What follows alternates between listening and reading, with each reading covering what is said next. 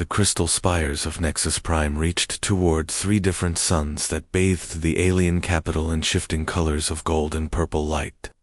Lisa Kane stood at the edge of the massive landing platform and felt very small.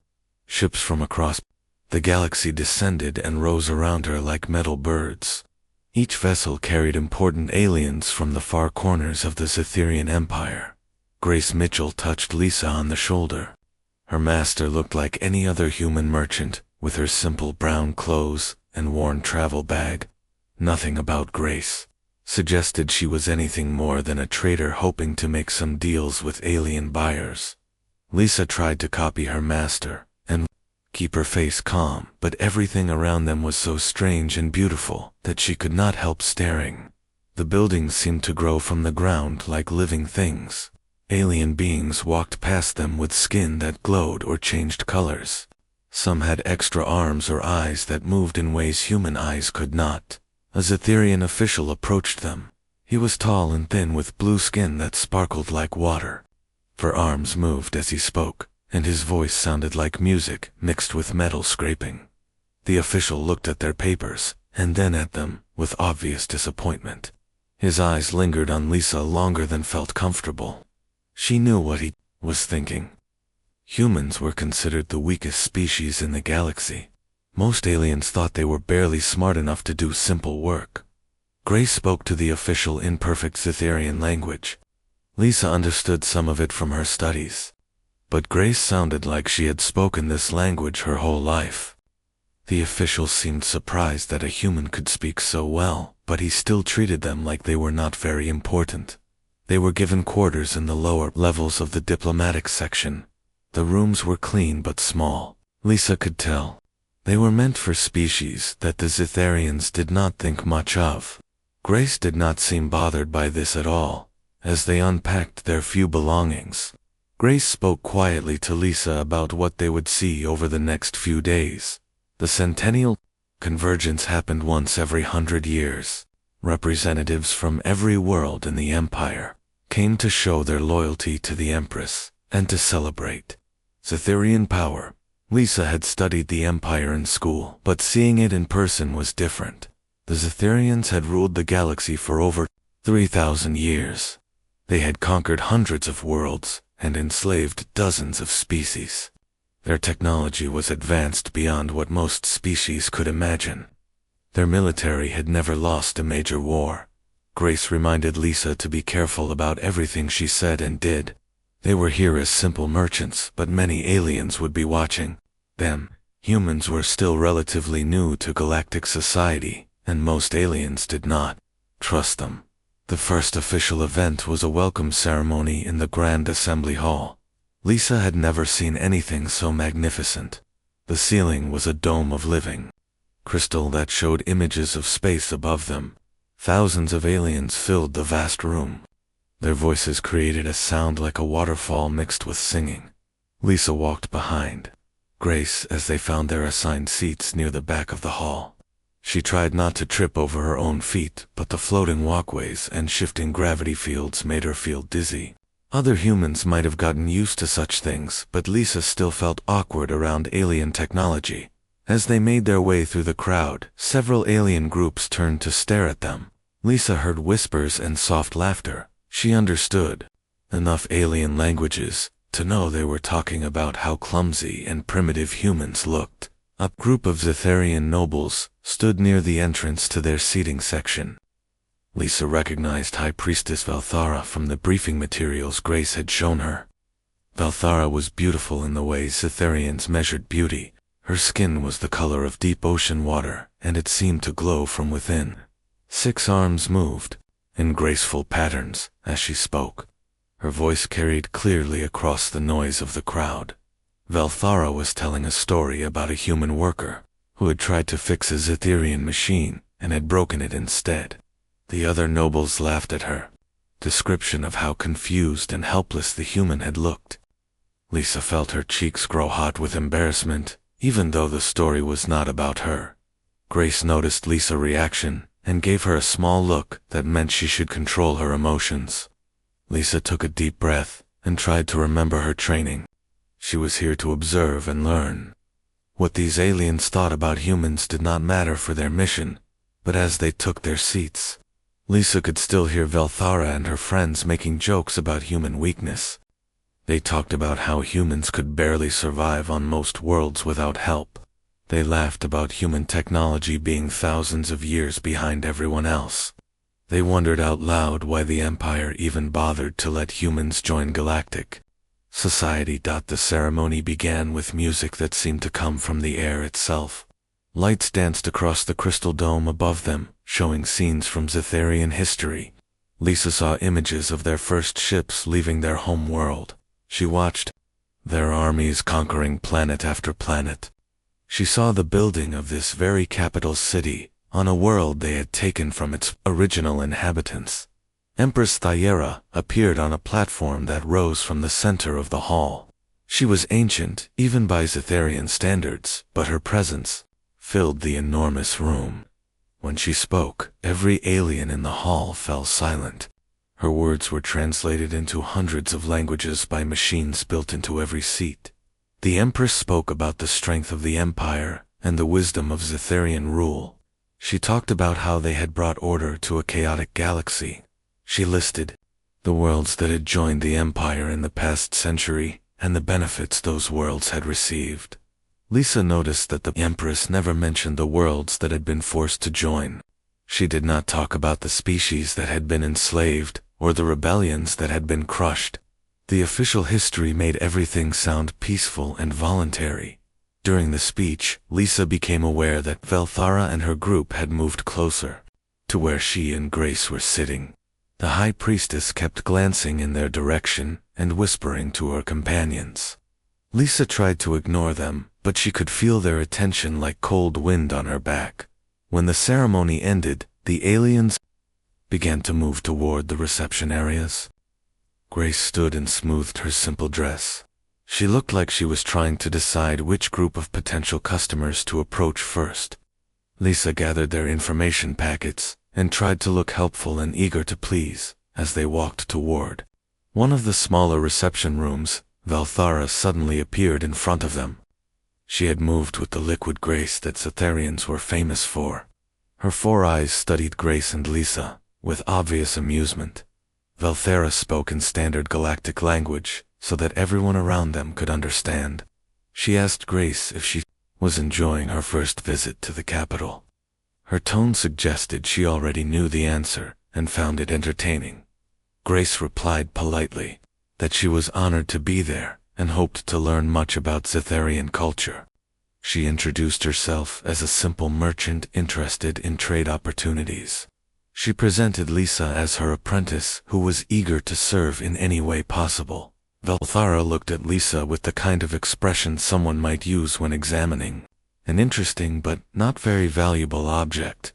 She asked Lisa if she was finding the gravity and atmosphere comfortable. The question seemed innocent, but Lisa could hear mockery underneath it. Lisa tried to answer confidently, but her voice came out smaller than she intended. She said that everything was wonderful, and that she was grateful for the opportunity to visit such an amazing place. Some of the aliens standing nearby chuckled at her obvious nervousness. Velthara smiled in a way that did not reach her eyes. She told Grace that humans were fortunate to have such patient teachers in the galaxy. She said it must be difficult for more advanced species to work with beings who were still learning basic civilization. Grace nodded and agreed that humans had much to learn from their alien neighbors. She thanked Velthara for her kindness and wisdom. Lisa could see that her master was being very careful with her words.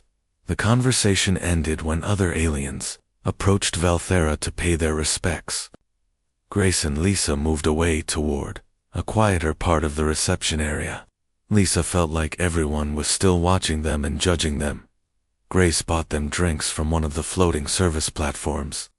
The liquid tasted like flowers mixed with starlight. As they stood together, Grace spoke quietly about what they had observed. She pointed out important officials and explained their roles in the Empire. Government. Lisa tried to focus on what Grace was teaching her, but she kept thinking about the way Velthara had looked at her. She felt small and useless, all around. Them aliens demonstrated technology and abilities that humans could barely understand. It seemed impossible that her species would ever be considered equal in galactic society. Grace seemed to sense what Lisa was thinking. She reminded her apprentice that appearances could be misleading. She said that being underestimated was sometimes an advantage rather than a weakness. Lisa did not understand what she meant, but she trusted her master completely. As the evening continued, Lisa made several small mistakes that drew more attention from the alien guests. She spilled part of her drink when a gravity field shifted unexpectedly. She took a wrong turn and walked into a wall that had looked like empty space. She tried to use a cleaning device, and somehow made it spray foam in all directions. Each mistake brought laughter from nearby aliens. Lisa felt worse and worse about herself. She wondered why Grace had chosen her for this important mission when she was clearly not ready for it. But Grace remained calm and patient. She helped Lisa clean up each mess without seeming embarrassed or angry. She spoke to the aliens who had witnessed Lisa's mistakes and thanked them for their understanding of human limitations. When the reception finally ended, Grace and Lisa returned to their quarters. Lisa expected her master to be disappointed in her performance, but Grace simply asked her to write down everything she had observed about the aliens they had met. As Lisa worked on her notes, she realized that despite her mistakes, she had learned a great deal. She had seen how the different alien species interacted with each other. She had observed the social structures that held the empire together. She had watched how power flowed between different groups. Grace read Lisa's notes and nodded with approval. She told her apprentice that she had done well for her first day. She said that the real work would begin tomorrow, when they started attending the smaller meetings and private gatherings where the Empire real business was conducted. Lisa fell asleep that night, feeling confused and uncertain. She did not understand why Grace seemed pleased with a day that had been full of embarrassment and failure. She did not know why her master had brought her to the most important gathering in the galaxy, when she was clearly not ready for such responsibility. Above them, the three suns of Nexus Prime set in sequence, and the crystal spires began to glow with their own internal light. In her dreams, Lisa saw Valthara Blueface laughing at human weakness, while Grace watched with eyes that seemed to hold secrets.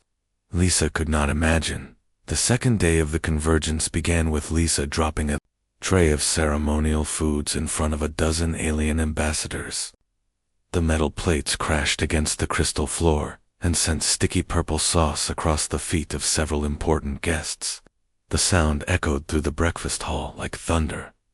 High Priestess Valthara happened to be nearby, and she turned to watch with obvious delight. She spoke loudly enough for everyone to hear about how typical this was of human coordination.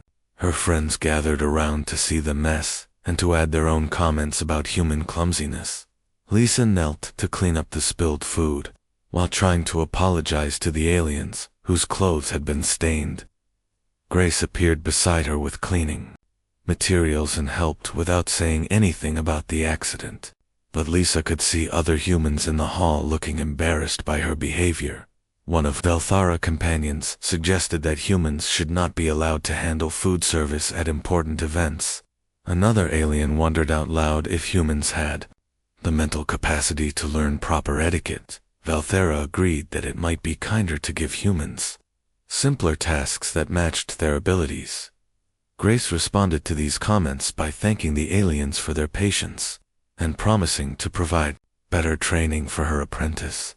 She bowed deeply to each of the stained guests and offered to pay for cleaning their garments. Lisa felt sick watching her master humble herself because of mistakes. Throughout that day, the pattern repeated itself. Lisa would attempt some simple task and somehow manage to do it wrong in front of the worst possible audience. She got lost trying to deliver a message and wandered into a restricted area where security guards had to escort her out. She tried to help serve refreshments and managed to activate a food preparation device that covered half the room with sweet-smelling butt. Sticky foam. Each incident brought more attention from Valthara and her growing group of followers. They began to make a game of watching Lisa and predicting what would go wrong next. They started recording her mistakes with their personal devices and sharing the images with other alien guests. By the third day, Lisa had become a form of entertainment for the alien nobility. Valthara arranged for Lisa to be assigned to serve at high-profile events where her failures would be witnessed by the most important guests. She convinced the event organizers that giving humans responsibility was good practice for them, even if the results were predictable. Grace continued to accept each assignment without complaint. She thanked the aliens for giving Lisa opportunities to learn and promised that the experience would help humans improve their capabilities. Lisa could not understand why her master allowed this humiliation to continue. The breaking point came during a formal dinner honoring the military commanders of the Empire. Lisa had been assigned to serve the head table, where Empress The herself was dining with her most trusted generals. Grace had coached Lisa carefully on the proper procedures, but Lisa knew she was being set up for the worst failure yet. Valthara had arranged for special serving devices that required precise control of psychic energy to operate. Most aliens could manage these easily, but humans had very limited psychic abilities.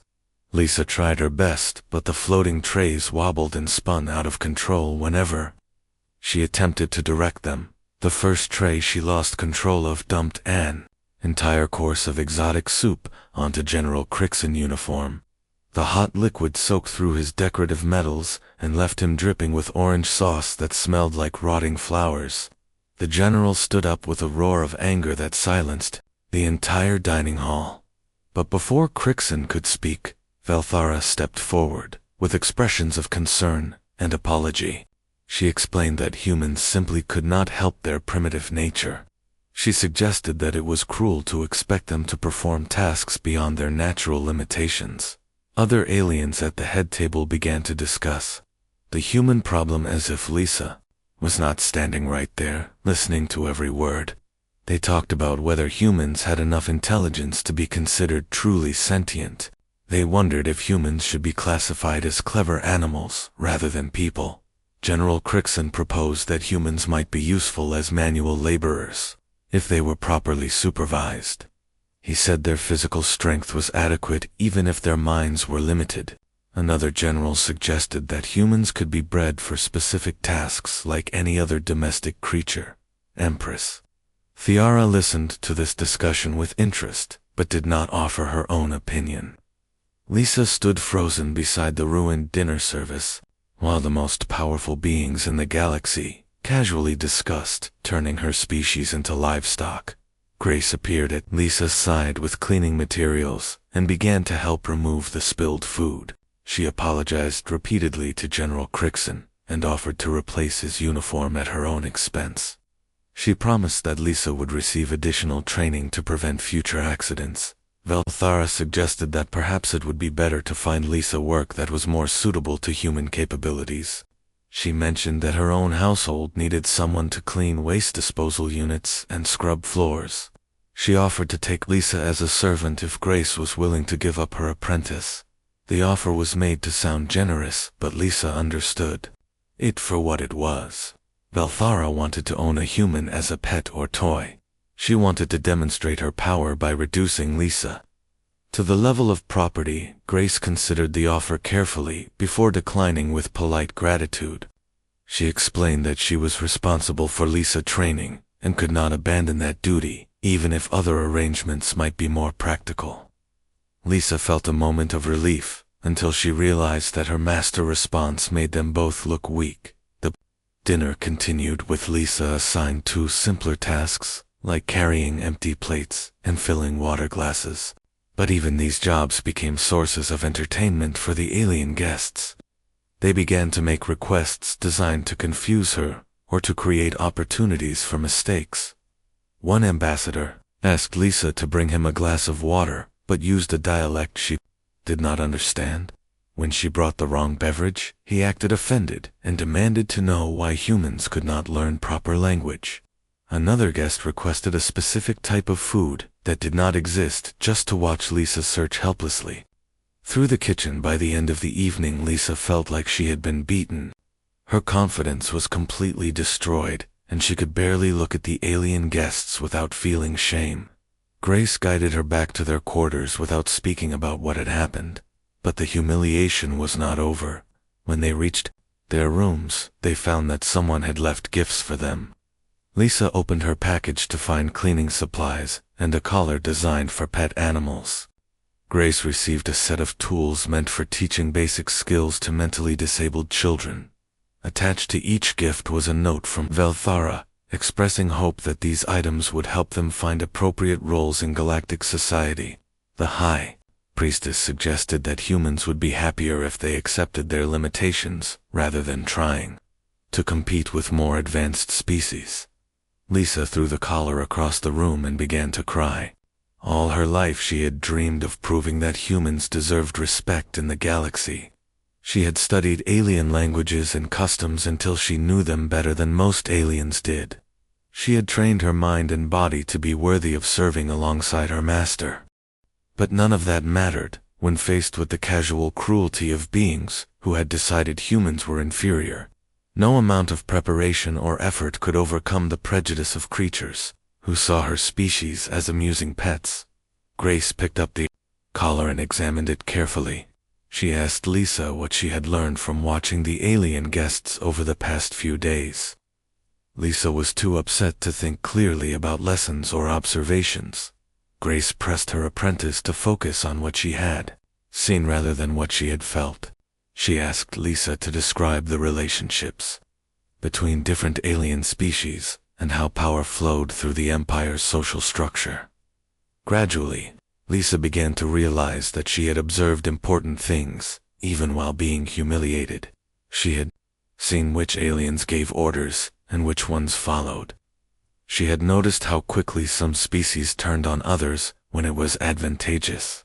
She had watched the careful balance of fear and ambition that held the Empire together. Grace nodded as Lisa shared these observations. She pointed out that being dismissed as unimportant had allowed them to see things that would have been hidden from more respected guests. The aliens had spoken freely in front of them because they assumed humans could not understand or remember complex information. But Lisa still did not understand why Grace allowed the humiliation to continue. She asked her master why they did not simply leave if their mission was complete. Grace replied that their real work had not yet begun. Over the following days, the pattern of mockery intensified. Velthara recruited other alien nobles to participate in what she called education demonstrations. They would give Lisa tasks designed to showcase human limitations, and then discuss what the failures revealed about human nature. Lisa was asked to solve mathematical problems that required psychic calculations humans could not perform. She was given puzzles that depended on sensory abilities her species did not possess. She was challenged to operate machines that responded only to alien biological signatures. Each failure was recorded and broadcast to interested observers throughout the capital. Lisa became famous across the city as the perfect example of human inadequacy. Children of various alien species were brought to watch her struggles as lessons in the importance of recognizing natural limitations. Amy Rodriguez appeared during one of these demonstrations, claiming to be a human cultural attach who had just arrived from Earth. She watched Lisa fail to operate a simple communication device and shook her head sadly at what she called typical human performance. Amy spoke with Velthara about human education and development. She agreed that humans needed much more guidance from advanced species if they were ever going to contribute meaningfully to galactic civilization. She suggested that humans should be grateful for any attention from their betters. Lisa felt betrayed by this new human who seemed to agree with everything the aliens said about their species. But Grace showed no reaction to Amy's presence or comments. She continued to act like a simple merchant concerned only with trade opportunities and proper training for her apprentice. The final humiliation came when Velthara arranged for Lisa to be auctioned at a charity event. The High Priestess announced that she wanted to demonstrate proper care for primitive species by finding Lisa a good home with someone who understood human needs. The auction was presented as entertainment for the alien elite, with proceeds going to fund education programs for underdeveloped worlds. Lisa would be sold to whoever offered the highest bid for the privilege of owning a genuine human servant. Grace was invited to attend as Lisa's former owner, but she would have no say in who purchased her apprentice. The aliens organizing the event explained that this was actually a kindness, because it removed the burden of human care from someone who was clearly not equipped to handle it properly. Lisa spent the night before the auction staring at the ceiling of her small room and wondering how her life had come to this point. She had wanted to serve humanity by proving their worth to the galaxy. Instead, she had become living proof of everything the aliens believed about human inferiority. Grace sat quietly in the corner of the room, cleaning and checking a small device that Lisa had never seen before. Her master hands moved with the precise efficiency of someone who had performed this task many times. When she finished, Grace placed the device carefully in her travel bag and looked at Lisa with eyes that seemed different somehow. For just a moment, Lisa thought, she saw something in her master's expression that made her remember why she had trusted Grace enough to follow her across the galaxy. But then Grace returned to her normal appearance of a tired merchant worried about her difficult apprentice. Tomorrow, Lisa would stand on an auction block while alien nobles bid for the right to own her. She would become property of whichever creature offered the most money for a human pet. Her dreams of earning respect for her species would end in the most complete humiliation possible. But as she finally fell asleep, Lisa had a strange feeling that tomorrow would bring something unexpected. She could not explain why, but she sensed that Grace was not as helpless as she appeared. Something about her master's behavior suggested that this humiliation might not be the end of their story, but rather the beginning of something much larger. The grand auction hall filled with the excited chatter of alien nobility who had come to witness the entertainment. Lisa stood backstage in simple white clothes that made her look even more vulnerable and helpless. Her hands shook as she listened to Valthara addressing the crowd about the importance of finding proper homes for primitive species. Through a gap in the curtains, Lisa could see hundreds of aliens seated in floating boxes that surrounded the central platform. Their eyes glowed with anticipation and amusement. Some were already making jokes about what they would do with a human pet. Others discussed the practical uses of human labor in their households. Grace stood near the back of the hall, wearing her usual simple merchant clothes. She looked small and insignificant among the wealthy aliens who filled the expensive seating areas. No one paid any attention to her as she watched the preparations for the auction. Amy Rodriguez sat in one of the middle sections, taking notes on her personal device. She had told other humans that she was documenting alien charity work for her cultural reports. But Lisa noticed that Amy was recording everything with unusual attention to detail. The auction began with Valthara explaining how the evening would work. She described Lisa's background and training as if she was presenting a useful but limited animal for sale. The High Priestess emphasized that humans required patient guidance and simple tasks suited to their mental capacity. General Crixon opened the bidding by offering to take Lisa as a kitchen worker in his military household. He promised to provide proper supervision and basic care in exchange for simple manual labor. Several other aliens quickly made higher offers for various types of servant work. Lisa walked onto the platform when her name was called and tried to maintain some dignity despite the circumstances. The bright lights made it difficult to see the faces in the crowd, but she could hear their comments clearly.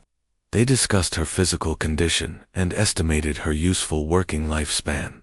A wealthy trader from the outer systems offered a substantial sum to use Lisa for carrying cargo on dangerous routes where alien workers would be too valuable to risk. A mining corporation representative suggested that humans might be useful for tunnel work in environments too harsh for more advanced species. As the bidding continued, Lisa felt herself becoming smaller and smaller. These beings were not discussing a person, but rather a piece of property that might have some practical value. Everything that made her human was being reduced to simple economic calculations. Grace remained motionless, in her position at the back of the hall. Lisa looked toward her master, hoping for some sign of support or rescue, but Grace appeared to be accepting the situation as inevitable. Her face showed nothing more than tired resignation. The bidding reached levels that surprised even the alien organizers. Apparently owning a human had become a status symbol among the wealthy elite. Several nobles began competing, not because they needed a servant, but because they wanted to demonstrate their superiority over other bidders. Valthera encouraged the competition by describing additional services that Lisa could be trained to provide. She suggested that humans could be valuable for entertainment purposes as well as labor. The crowd laughed at her implications, and several new bidders joined the contest. Lisa felt tears running down her face as she listened to aliens discuss her potential uses, as if she was a machine being evaluated for purchase. Everything she had worked for and dreamed of was being destroyed in front of an audience that found her suffering amusing. Just as the bidding seemed ready to close with Lisa sold to a collector of exotic servants, something unexpected happened. Grace stood up slowly in her position at the back of the hall. The movement was so subtle that most aliens did not notice it at first. But something about the way Grace moved made the nearest aliens turn to look at her. Her posture had changed from tired resignation to something else entirely. When she began to walk toward the platform, her steps carried an authority that had not been there moments before. The hall gradually grew quieter as more aliens noticed the human merchant approaching the auction block. Grace walked through the crowd without asking permission or showing any deference to the wealthy nobles she passed. Her presence seemed to fill the enormous room. Valthara noticed the disturbance and asked Grace what she was doing. The High Priestess reminded her that former owners had no rights once the auction process began. Grace did not respond immediately, but continued walking until she reached the center of the hall. When Grace finally spoke, her voice carried clearly to every corner of the massive room without any artificial amplification. She told the assembled aliens that they had made a serious mistake. Her tone was calm, but carried an undertone that made several nearby nobles step backward.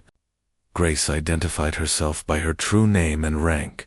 She announced that she was Commander Grace Mitchell of the Human Defense Fleet, and that Lisa was not a merchant apprentice, but rather a trained intelligence operative. The hall erupted in confused murmurs as aliens tried to process this information. Valthera laughed and accused Grace of making desperate lies to save her apprentice from sale. She pointed out that humans had no military fleet worthy of the name, and that their technology was primitive compared to alien capabilities. Other nobles joined in mocking what they saw as pathetic human fantasies. But Grace continued speaking, as if she had not heard their mockery. She told them that she was the commander responsible for the destruction of 3 Zetherian battle fleets in the Outer Rim territories over the past 2 years. She was the Ghost commander whose forces had appeared from nowhere to strike at Imperial targets before vanishing again. The aliens laughed louder at these claims, until Grace reached into her travel bag and removed the small device Lisa had seen her cleaning the night before. When Grace activated it, the entire hall suddenly fell silent as their communication systems detected an incoming transmission from orbit. Captain Nicole Barnes appeared as a holographic projection above the auction platform. She was clearly visible on the bridge of a military vessel with human crew members working at combat stations around her. Nicole reported that the human fleet was in position and awaiting orders. The aliens in the hall stared in shock as the hologram showed tactical displays of ships surrounding their planet. Dozens of human vessels had somehow appeared in orbit, without being detected by the supposedly impregnable Zetherian defense systems. Grace spoke into her communication device, using military codes that every alien present recognized as authentic fleet command protocols. She ordered Nicole to stand by for further instructions, but to maintain battle readiness in case the situation deteriorated. Valthera was the first to recover from the shock, and she demanded to know how human ships had penetrated Imperial defenses. Grace smiled for the first time since arriving on Nexus Prime and explained that aliens had seriously underestimated human capabilities. Amy Rodriguez suddenly stood up in her seating section and dropped her pose as a cultural attach. She identified herself as a human intelligence operative who had been gathering information on Zitharian military capabilities and government structure for over a year. Amy reported that human agents had infiltrated every level of Imperial society by simply allowing themselves to be dismissed as harmless primitives. Aliens had spoken freely about military secrets and government plans in front of humans they assumed were too stupid to understand or remember important information.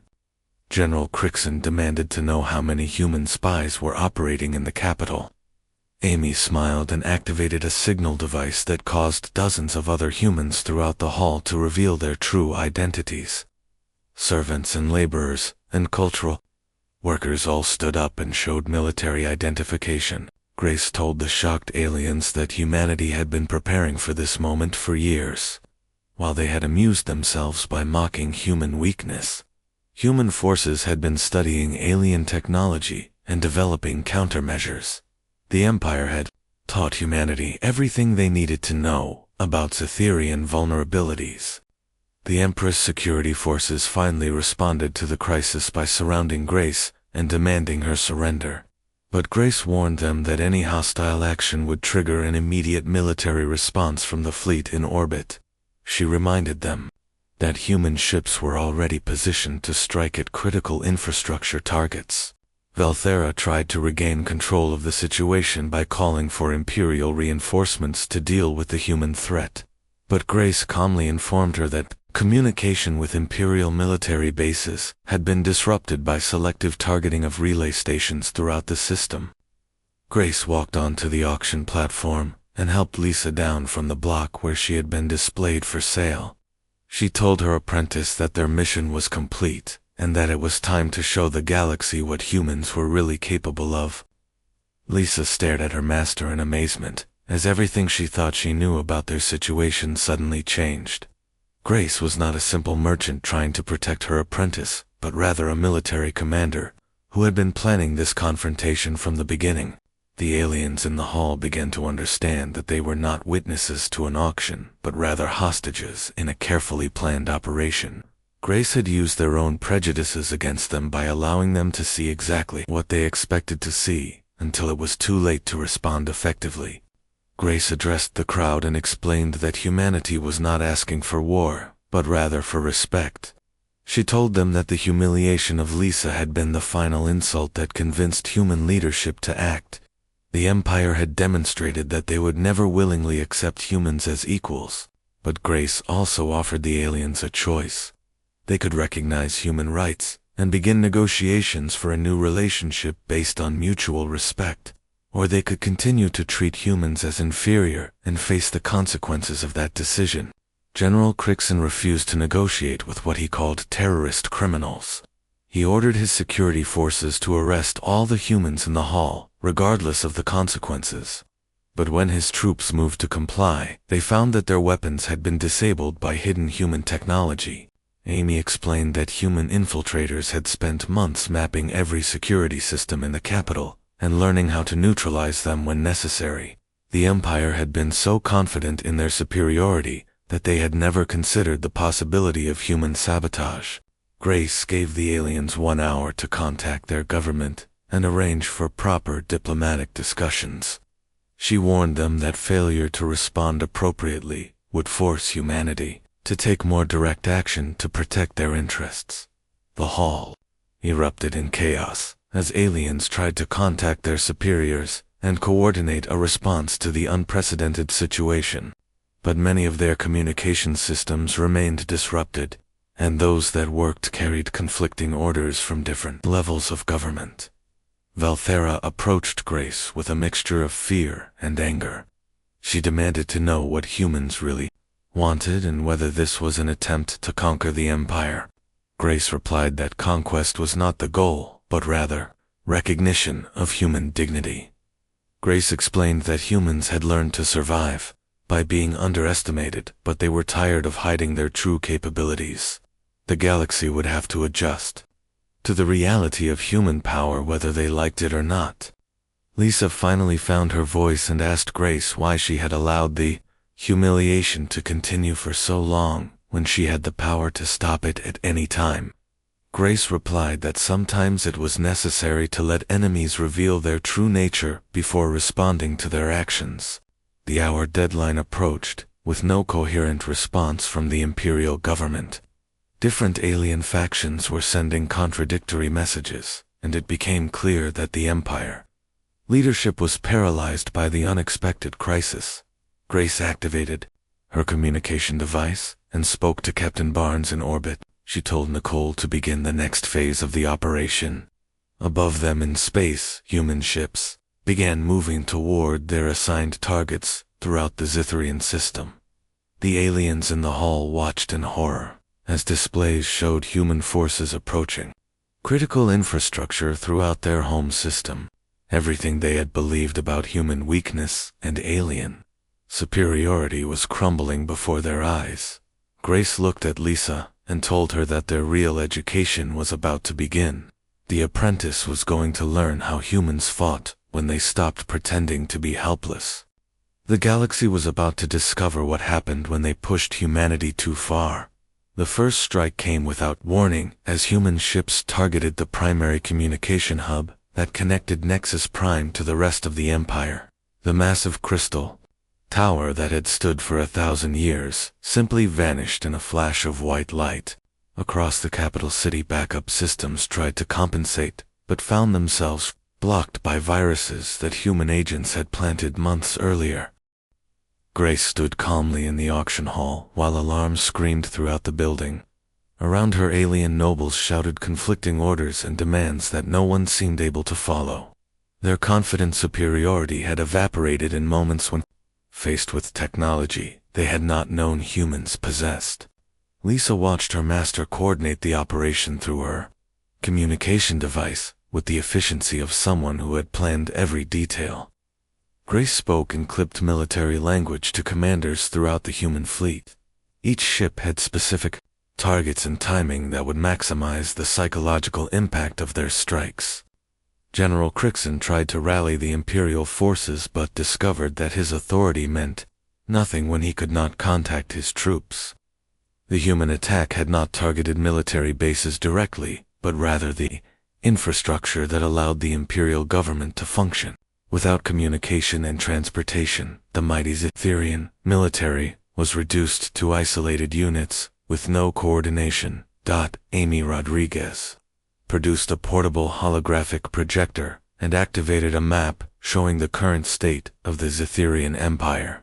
Red indicators marked locations where human forces had disabled key facilities. Lisa was amazed to see how quickly the Empire was being paralyzed by relatively small numbers of human ships. Grace explained to the terrified aliens that this was not random destruction, but rather surgical precision, designed to demonstrate human capabilities. Every target had been chosen to prove that their defenses were worthless while minimizing actual casualties. Humanity was sending a message rather than seeking conquest. But the message was clear and devastating. The empire that had ruled the galaxy for 3,000 years could be brought to its knees by a species they had dismissed as primitive animals. Human technology was not just equal to alien capabilities, but superior in ways that made resistance futile. Velthera demanded to know how humans had developed such advanced weapons without anyone noticing. Grace replied that aliens had been so busy mocking human weakness that they had never bothered to investigate human strengths. Their prejudice had blinded them to the obvious signs of human technological progress. Amy added that human intelligence gathering had been remarkably easy because aliens treated human workers as furniture. Sensitive conversations had taken place in front of human servants who were assumed to be too stupid to understand what they were hearing. Military officers had discussed classified information while human maintenance crews worked on their equipment. The second wave of attacks targeted economic infrastructure throughout the Empire core systems. Trade routes that had operated smoothly for centuries suddenly found their automated guidance systems compromised. Cargo ships began arriving at wrong destinations, or simply disappearing entirely into hyperspace. Financial networks that processed transactions across hundreds of worlds started reporting calculation errors that made commerce impossible. Banking systems locked themselves down when they detected unauthorized access attempts that seemed to come from everywhere at once. The economic engine that powered the Empire ground to a halt within hours. Grace monitored reports from across the galaxy as human agents activated sabotage programs they had been placing for years. Every alien world that relied on automated systems found themselves dealing with cascading failures that their technicians could not repair or even understand. Lisa began to comprehend the true scope of what her master had orchestrated. This was not a military invasion, but rather a demonstration of how completely humans had infiltrated every aspect of galactic civilization. The Empire was discovering that they had been dependent on human labor and human systems, without ever realizing it. Empress Thyera finally appeared as a holographic projection in the auction hall after her security forces managed to establish a secure communication link. The ancient ruler looked older and more fragile than Lisa had ever seen her. The confident authority that had filled the Grand Assembly just days earlier was nowhere to be seen. The Empress demanded to speak with whoever was responsible for the attack on her empire. Grace identified herself and explained that she was authorized to negotiate on behalf of humanity, but only if the Empire was prepared to discuss fundamental changes in their relationship. Thyera accused Grace of terrorism and threatened massive retaliation once Imperial forces regrouped. But Grace calmly pointed out that the Empire no longer had the capability for retaliation. Human forces controlled all major communication and transportation systems throughout the core worlds. To prove her point, Grace ordered Captain Barnes to demonstrate human control over Nexus Prime itself. The lights in the auction hall flickered and went out for exactly 10 seconds before returning to normal. Every alien present understood that humans could have left them in permanent darkness if they had chosen to do so. Grace offered the Empress a simple choice. She could acknowledge human equality and begin negotiations for a new galactic order based on mutual respect. Or she could maintain her position of alien superiority and watch her empire collapse as human. Agents continued their sabotage operations, but before the Empress could respond, the situation became more complicated. Reports began arriving of uprisings on dozens of worlds throughout the Empire. Species that had been subjugated for centuries saw the chaos as an opportunity to rebel against their Zetharian overlords. Amy explained that human intelligence had been in contact with resistance movements across the galaxy. When the infrastructure attacks began, these groups had received signals to begin their own operations against Imperial forces. The Empire was now facing rebellions on multiple fronts, while their ability to coordinate responses remained crippled. General Crixon accused humans of starting a galactic civil war that would destroy civilization itself. Grace replied that civilization had already been destroyed by 3,000 years of Zetharian oppression. Humanity was simply giving other species the chance to build something better. Lisa watched the tactical displays as the Empire began to fragment before her eyes. Worlds that had been loyal for generations suddenly declared independence when they realized the Imperial fleet could not reach them. Trade alliances that had seemed permanent dissolved as economic chaos made cooperation impossible. But Grace was not content to simply watch the Empire collapse. She began implementing the second part of her plan by offering alternatives to the chaos. Human ships appeared at strategically important worlds with offers of protection and assistance to any government willing to negotiate fair treatment for all species. These offers created immediate divisions within the Empire, as some worlds chose to align with humanity, while others remained loyal to the Empress. The unity that had held the galaxy together for millennia shattered as different regions made different choices about their future. Velthara finally understood that she was witnessing the end of everything she had known. She asked Grace what humans really wanted from the galaxy. Grace replied that they wanted the same thing every sentient species wanted, which was the right to live with dignity and respect. But the High Priestess pressed further, asking whether humans intended to replace the Zetherians as the dominant power in the galaxy. Grace smiled and explained that dominance was exactly what humanity was trying to eliminate. The goal was not human rule, but rather a system where no single species controlled the fate of others. Amy activated new displays, showing how the galaxy might be reorganized into a confederation of equal species, rather than an empire controlled by a single power. Trade would be based on mutual benefit, rather than exploitation. Technology would be shared rather than hoarded. Military forces would protect everyone rather than serving the interests of one species. The proposal sounded idealistic to the aliens, who had grown up in a system based on hierarchy and dominance. But Grace pointed out that their current system was already collapsing and would need to be replaced with something whether they liked it or not. Reports continued to arrive of Imperial forces switching sides or simply abandoning their posts as the scope of the crisis became clear. Entire star systems were declaring neutrality, rather than choosing between the failing empire and the various rebel factions that were emerging. Lisa realized that her master had not just planned a military operation, but rather the complete transformation of galactic civilization. The humiliation she had endured had been necessary to provide justification for actions that would otherwise have seemed like unprovoked aggression. Grace confirmed this understanding by explaining that humanity needed to be the victims rather than the aggressors in order to maintain moral authority during the transition period.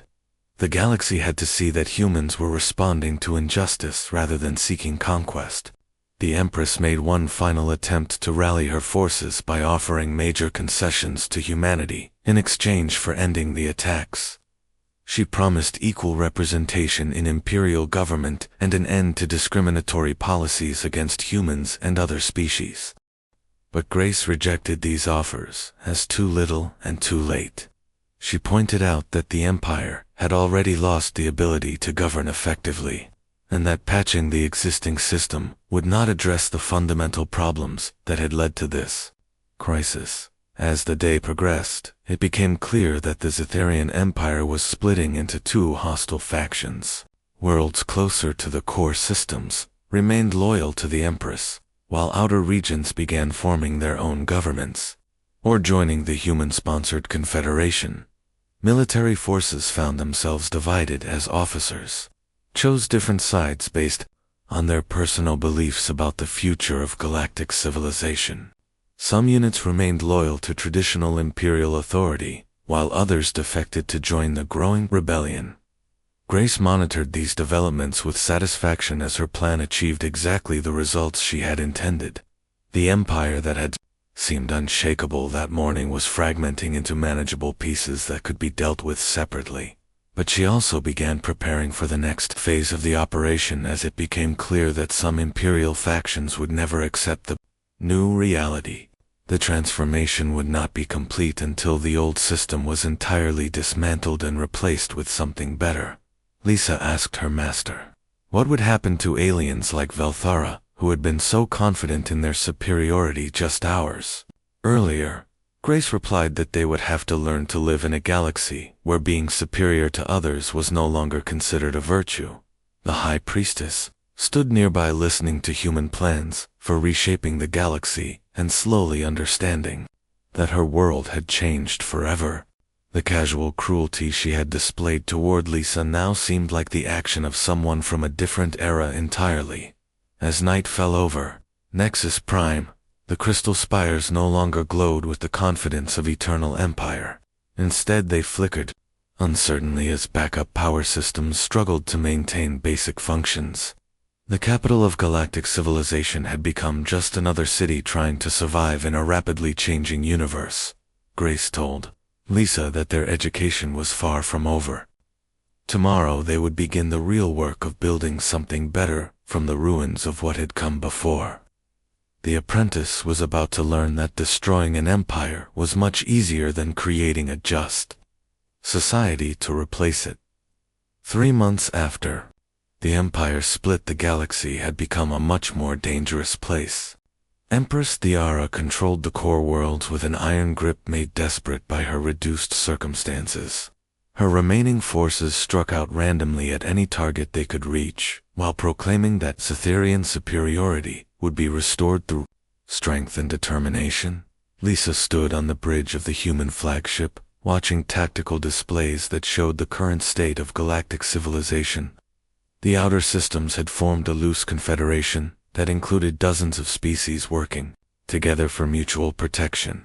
Trade flowed along new routes that bypassed the Imperial core entirely. But the Empress had not accepted defeat gracefully. Her forces had begun targeting civilian populations in an attempt to terrorize the rebel systems back into submission.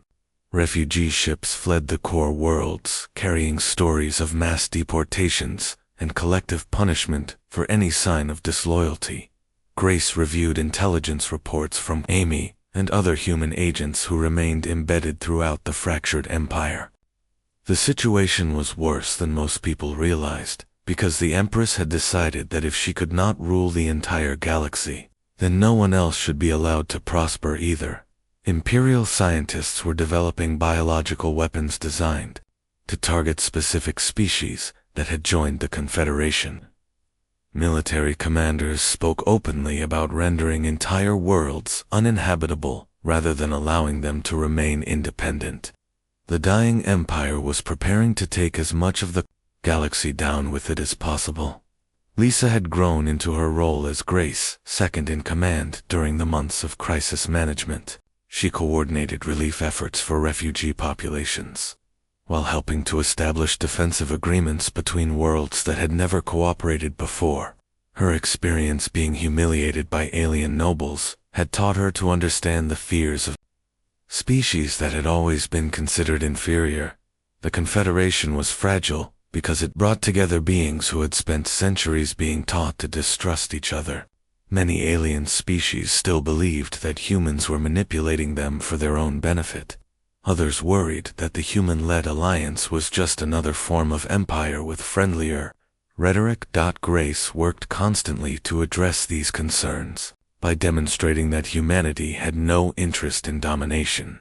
Human military forces served under joint commands that included officers from multiple species. Human technology was shared freely with any world that requested assistance. Human colonies accepted refugees from all backgrounds without discrimination. But the real test came when Velthera and General Crixon attempted to kidnap Lisa during a diplomatic mission to a neutral world. The High Priestess had convinced herself that capturing the human who had triggered the Empire collapse would somehow restore her lost status and power. The attack came during what was supposed to be a peaceful negotiation session between Confederation representatives and moderate Imperial factions. Crixon's security forces surrounded the conference facility, while Velthara demanded that Lisa be turned over to face justice for her crimes against galactic order. Lisa found herself face to face with the aliens who had once humiliated her so casually. But this time she was not a helpless apprentice, pretending to be clumsy and weak. She was a trained operative with months of experience, managing complex political and military situations. Velthara seemed to expect Lisa to cower before her, as she had during the auction. Instead, Lisa calmly explained that the conference was under the protection of multiple military forces, and that any hostile action would have serious consequences. Her voice carried the same authority that Grace had displayed when revealing her true identity. General Crixon dismissed these warnings and ordered his troops to seize Lisa regardless of the political complications. But when they moved to comply, they discovered that their weapons had been disabled and their communications jammed. Human technology had once again proven superior to Imperial systems. Lisa activated her personal defense systems and demonstrated capabilities that amazed even her allies. The clumsy girl who had dropped serving trays was revealed to be a warrior trained in combat techniques that combined human innovation with alien martial arts. She defeated multiple attackers while barely seeming to exert herself. But the real shock came when Lisa began speaking to Crixan troops in their own language and explaining why they were fighting for a lost cause. She offered them amnesty and employment in the Confederation forces if they were willing to abandon their loyalty to the collapsing empire. Most of the Imperial soldiers laid down their weapons rather than continue fighting for officers, which led them into an impossible situation. They had seen enough of the new galaxy to understand that their old cause was hopeless, and that cooperation offered better prospects than continued resistance. Valthera and Crixan found themselves abandoned by their own forces and surrounded by Confederation troops, who treated them with professional courtesy, rather than the cruelty they had shown to others. Lisa offered them the same choice she had given their soldiers, which was to adapt to the new reality or face the consequences of continued opposition. Grace arrived with reinforcements. Just as the situation was being resolved, she praised Lisa for handling the crisis without unnecessary violence and for demonstrating that human leadership was based on competence rather than intimidation. The apprentice had proven herself worthy of independent command, but the attempted kidnapping had revealed the desperation of the remaining Imperial forces and their willingness to target civilian leaders rather than engaging in legitimate military conflict. Grace realized that more direct action would be necessary to prevent the Empress from destroying innocent populations in her death throes. The Confederation Council authorized a final operation to disable the remaining Imperial military capabilities before they could implement their biological warfare plans. Lisa was given command of one of the strike forces that would target weapons research facilities throughout the core systems. The mission required precise coordination between multiple species and careful timing to prevent Imperial forces from launching retaliatory strikes against civilian targets. Lisa had to prove that she could command alien officers who still harbored doubts about human leadership abilities. She succeeded by treating every member of her force as an equal contributor to their shared mission, rather than trying to impose human methods on alien personnel. Her experience being dismissed and underestimated had taught her to value the unique capabilities that each species brought to their combined efforts. The strike succeeded beyond all expectations, as Confederation forces neutralized Imperial weapons programs while capturing rather than killing most of the personnel involved. Many Imperial scientists defected immediately when offered the opportunity to use their skills for constructive purposes rather than developing tools of genocide. Empress Thyora made one final attempt to rally support by claiming that the Confederation was a human conspiracy to enslave all alien species, but her words fell on deaf ears, as her own people could see the evidence of increased prosperity and freedom in the Confederation worlds. The old empire formally ended when the Empress herself requested asylum in Confederation space, rather than face rebellion by her own remaining supporters. She had finally understood that her vision of Zetharian supremacy was not just defeated, but completely irrelevant to the new galactic order. Lisa was present when Valthera was brought before a Confederation tribunal to answer for her treatment of conquered populations in her attempts to sabotage peace negotiations. The High Priestess, who had once mocked human weakness, now stood as a war criminal facing judgment by the species she had oppressed. But Lisa surprised everyone by speaking in favor of rehabilitation rather than punishment. She argued that the former Imperial leaders were products of a system that had taught them to view other species as inferior, and that they could learn to function in a more egalitarian society if given the opportunity. Valthara stared at Lisa in amazement, as the human she had once tried to sell as a pet argued for mercy on her behalf. The reversal of their positions was so complete that the High Priestess seemed unable to process what was happening to her. Lisa explained that the goal of the Confederation was to break the cycle of oppression and retaliation that had dominated galactic politics for millennia. punishing former oppressors would simply create new grievances that would fuel future conflicts. The tribunal accepted Lisa's recommendation and sentenced Velthara to community service on worlds that had been damaged by imperial policies. She would spend years helping to rebuild what her empire had destroyed while learning to see other species as equals rather than subjects. General Crixon chose exile rather than accepting a similar sentence. He departed for the unexplored regions beyond the Galactic Rim, where he hoped to find worlds that had not been contaminated by Confederation ideas about equality and cooperation. The transformation was not complete, but it was irreversible. Thousands of worlds that had been subjects of the Empire were now partners in a voluntary association that respected the rights of all sentient species. Trade and technology flowed freely, while military forces served to protect rather than to conquer. Lisa had grown from a nervous apprentice into a respected leader who helped coordinate relief efforts and diplomatic initiatives across the galaxy. Her experience being humiliated had taught her to understand the perspectives of species that had always been considered inferior by their overlords. Grace remained as Lisa's mentor, but their relationship had evolved into genuine partnership. The master had succeeded in training an apprentice who could carry forward the work of building a just galactic civilization. The mission that had begun with planned humiliation had produced leaders capable of creating lasting change. The final scene took place on a world that had been devastated by imperial exploitation, but was now rebuilding with Confederation assistance. Lisa addressed a gathering of representatives from dozens of species as they celebrated the completion of a major reconstruction project. She spoke about the importance of treating all beings with dignity, regardless of their apparent capabilities or technological development.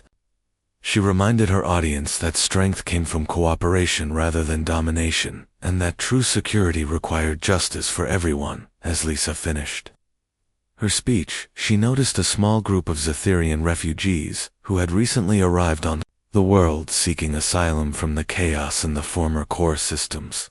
Among them was a young Zetherian who reminded her of herself during her early days as Grace's apprentice.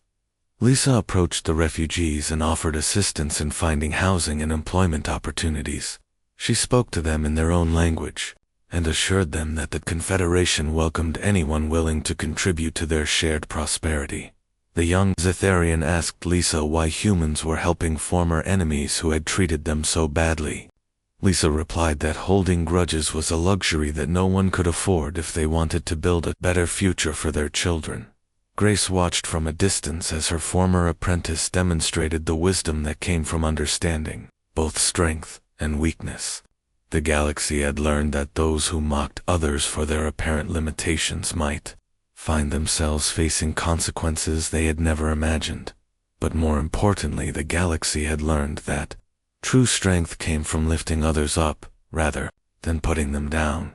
The empire that had been built on superiority and dominance had been replaced by a confederation founded on equality and mutual respect. Lisa looked up at the stars that now represented hope rather than oppression. Somewhere among those distant lights, former imperial worlds were learning to cooperate with species they had once enslaved. The apprentice who had once been mocked for her weakness had helped split an empire and rebuild it as something worthy of the beings it served. The price of mockery had been paid in full, but the real victory was not revenge, but rather the creation of a galaxy where no being would ever again be sold on an auction block for the entertainment of their supposed betters. That was a lesson worth learning regardless of the cost.